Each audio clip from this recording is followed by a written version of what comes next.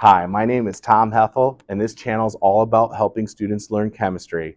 In this video, we're going to be talking about nuclear transmutations, and this wraps up our series of being able to write nuclear equations.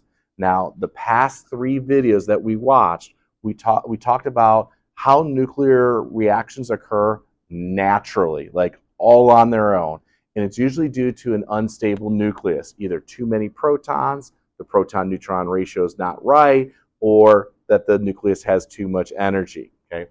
Transmutations are a little bit different. They're not occurring naturally.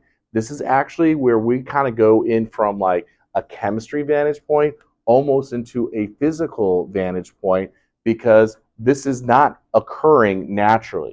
Basically, what's happening in a transmutation is that you have this target nucleus, okay? And then what we're going to use is we're going to use a particle accelerator. We're going to wind up this particle, and we're just going to smack it into that target nucleus, okay? And it's done in a very physical manner. It's not very chemical or natural on its own. So once again, we have this nucleus that we're targeting. We ramp up the particle accelerator. We ramp up this other particle, and we jam it into the nucleus.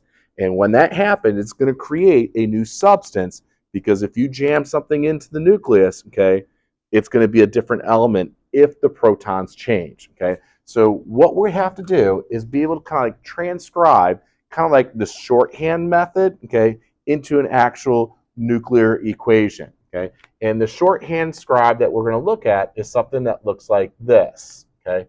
And we're going to try to kind of figure out what this means. So over here, you're going to see a series of 4 things, 1, 2, 3, 4. And these are the actual 4 things that are taking place in our nuclear equation. So we're going to have this target nucleus.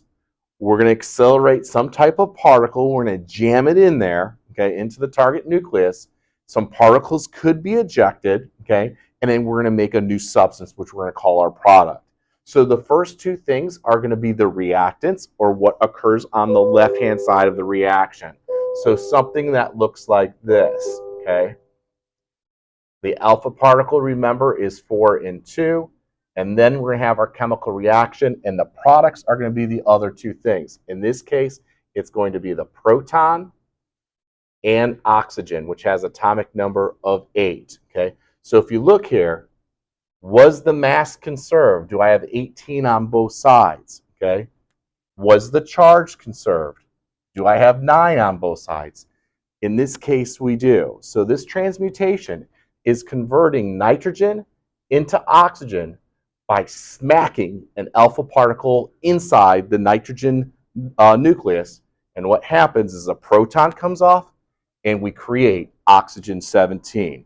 If this helps you understand transmutations better, please give it a like and subscribe, and add that comment so we can push this out to other students that might be interested in learning how a transmutation occurs.